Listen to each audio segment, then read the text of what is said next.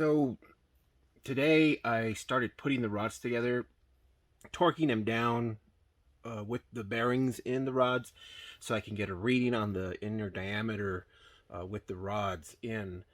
Now I got to take a measurement of the crank journal here where the rod bearing goes to make sure that all of the measurements are acceptable as far as what type of gap is in between the bearing and the crank. When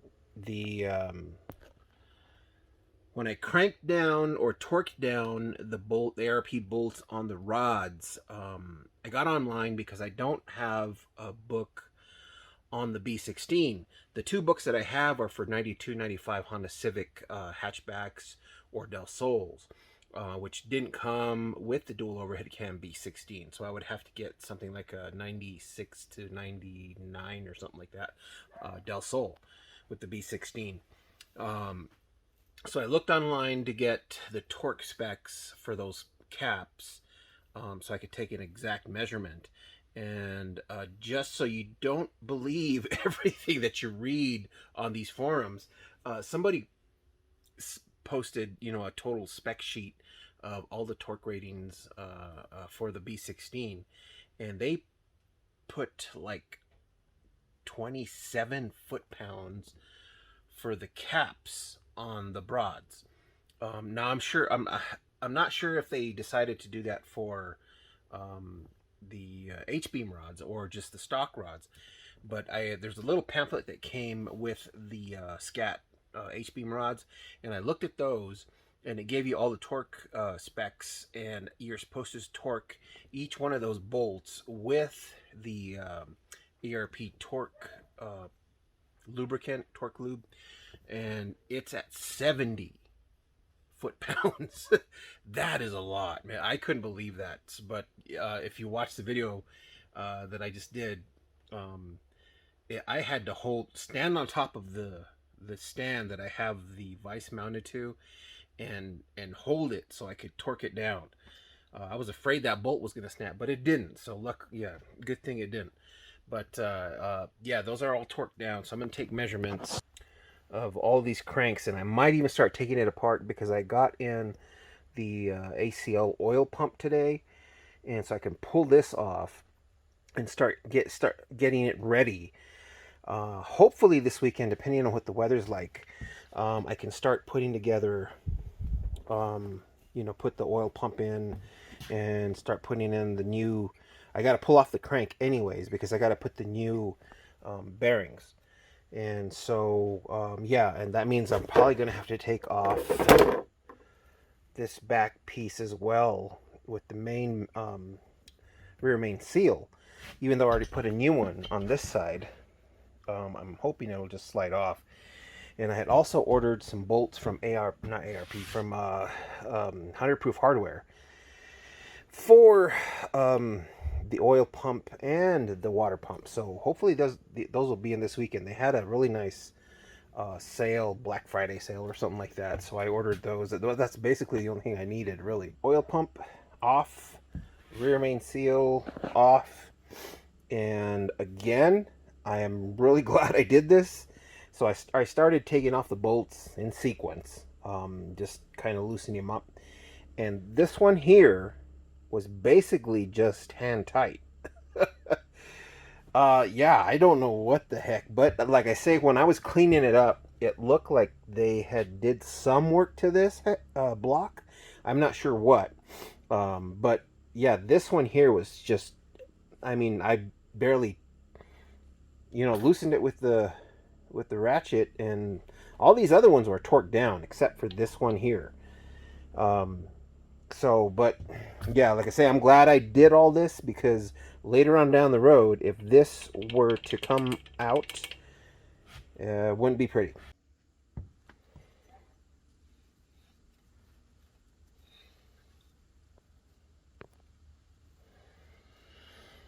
Well, the journals themselves look good. A couple of these bearings, though, oh my god. Like this guy. Look at that. What the fuck? and that one. And even this one to an extent. So yeah, this guy. But yeah, this one really. What one was it? This guy? Yeah, this guy. Jeez, you could even feel it. Change your oil, kids. So yeah, pull this off, and looks like we got the thrust washers in there. So I was wondering if they were even in there, but yeah, they're in there. But so yeah, all right.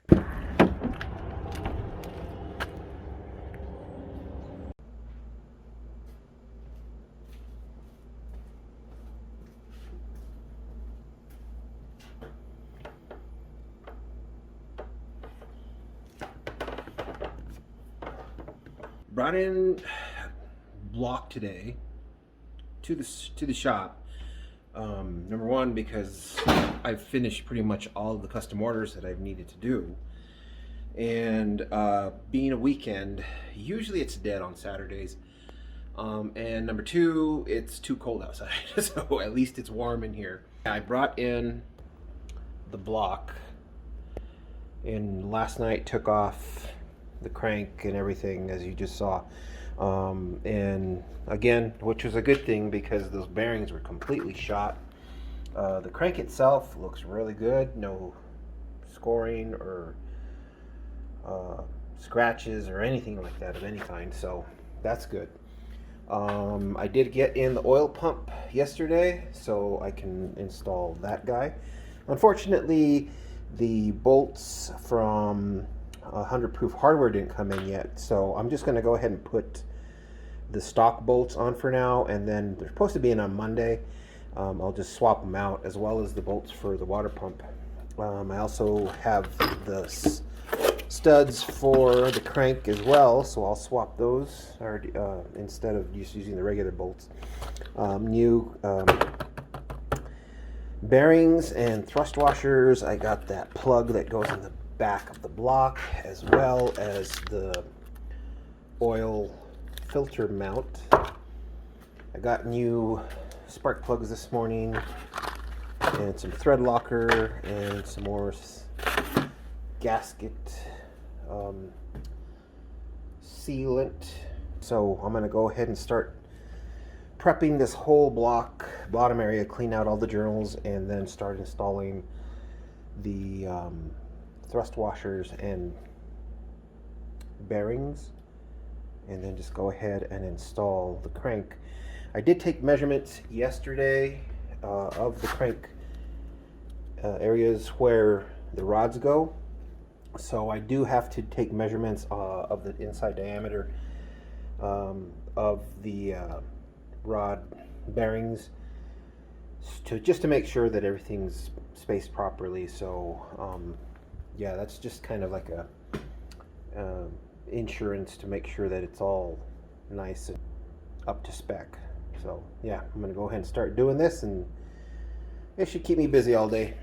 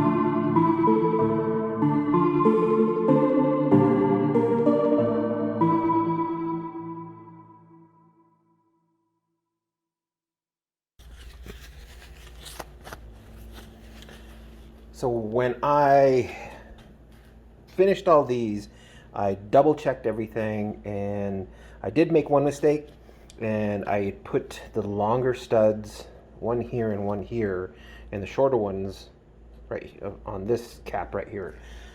Easy fix, just pulled them out and put them in the right spot. That's why you kind of always have to double check everything before you start going to town at it and start torquing everything down.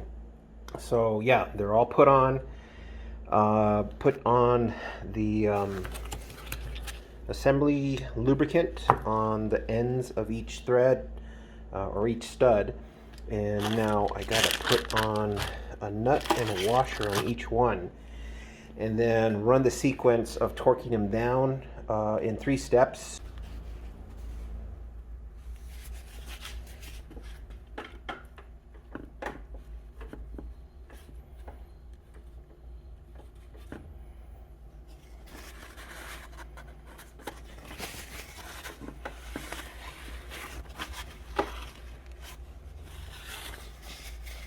Alright, so they're all torqued down.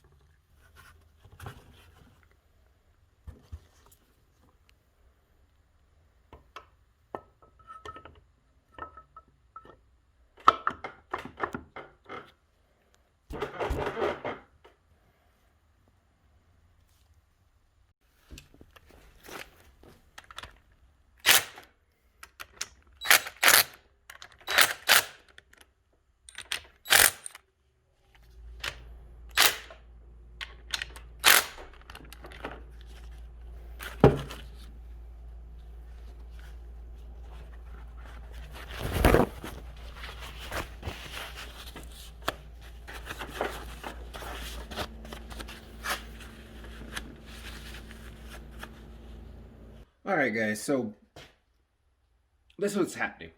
I got all of this stuff put together on the engine. Got the crank, bearings, the ARP, studs for the crank, and the high volume oil pump, and also got, you know, a couple of little things put on the engine. I went to go ahead and start putting together the pistons, getting the rings on, making sure everything was gapped properly. Now I haven't claimed to be the best engine builder in the world. I haven't done a lot of engine building. Just, you know, like I say, once in a while I've done rings, head gaskets, you know, valves, stuff like that, but not to the extent of this build. You know, it's been a learning experience from the beginning of this build. There's some things that I've done before, but again, I don't do it every day. So like I say, I don't claim to be an expert at this stuff. So it's kind of a learning experience, like I say. And the pistons, although they are the 81 millimeter pistons that go on this particular engine, they do fit after I made sure everything was round. And, but there's a problem. The pistons that I ordered, I got all of the rings on, and they were ready to be installed on the rods. So, yeah, they fit perfect. There's not a lot of wiggle room in them, so that's great. The cylinder walls are already honed. They're ready to go, and the gaps on the the rings were perfect as well. So yeah, it was ready to go. I went to go and install these pistons on the Scat H-beam rods, and come to find out, after doing a little bit more homework, these particular pistons were meant to be installed on your OEM rods that come in a B16. I could do that, but no. I want to upgrade the rods for sure. I'm doing high compression. I did the flat face valves, and those are already ready to go, as you just saw, or you saw hopefully in the previous video. But there's no way to lock these wrist pins in there. They kind of just float in there, and after, like I say, after doing a little bit more homework, you're supposed to use your stock rods, and these wrist pins are supposed to be pressed in, and that's what keeps them in place. What I need are floating pistons, which have the locking rings that kind of go on the inside right here. There's a groove and there's a ring that goes inside that locks this wrist pin in place. And so I went online and did a little bit more searching, and I did find another set. Emailed the guy and asked him if I could return these. Hopefully I can, because I have no use for them, and I can get these rods installed. Means everything is going to be going pushed back another week, because the delivery date for these is not until like between the 10th and the 14th, and today's only the 5th. So yeah, another week, and then I can go ahead and install the rods in the block. I went ahead and actually put on the studs already from the ARP studs, and that's pretty much all I can do until the pistons come in. Head's done. I just have this valve cover on just so it doesn't get dirty inside there. But yeah, this is done, ready to go. So just waiting on the pistons come in, and then I could do the rings, install them on the rods, put them in here, and they're ready to go. Before I do that, I do want to just clean the heck out of the inside of this thing. Today was a nice day, so I decided to go ahead, and since I can't finish the engine, decided just to go ahead and pull out the old tired and busted. So that's out, and I tried the Dana Young Statics technique by pulling it out from underneath. I've seen his videos where he does it, basically pulls it out and slides it from underneath the car. And since it didn't have the head, it was fairly easy. I think when I go to install it, though, I'm going to go ahead and use the engine hoist like I did last time. I think for me, it's just a little bit easier that way. But anyways, it's out. The only thing wrong with that block is it just needs to be machined. It could probably just even be like bored over like to 81.5, and it would still be good without having to reline it. But what I really want to do, but this is long ways in the future, hopefully, if this fucking car doesn't kill me first. All of you! Daddy, chill.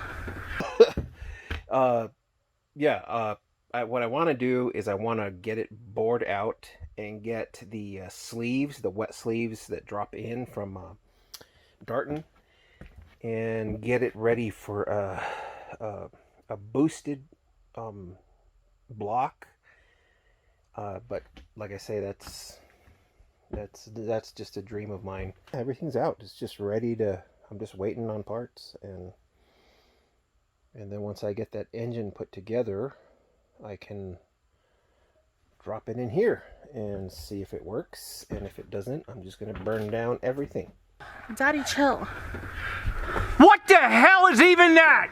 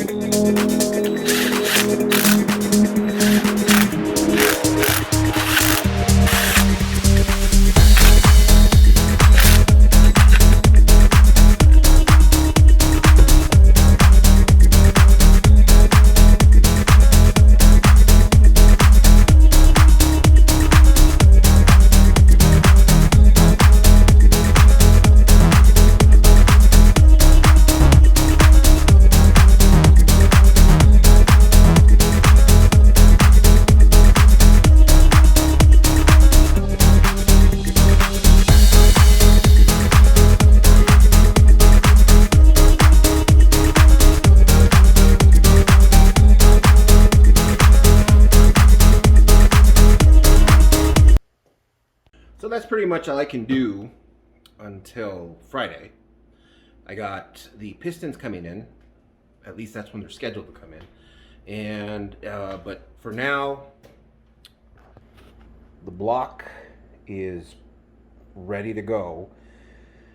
Torqued down the main caps again yesterday and made sure everything was ready to go.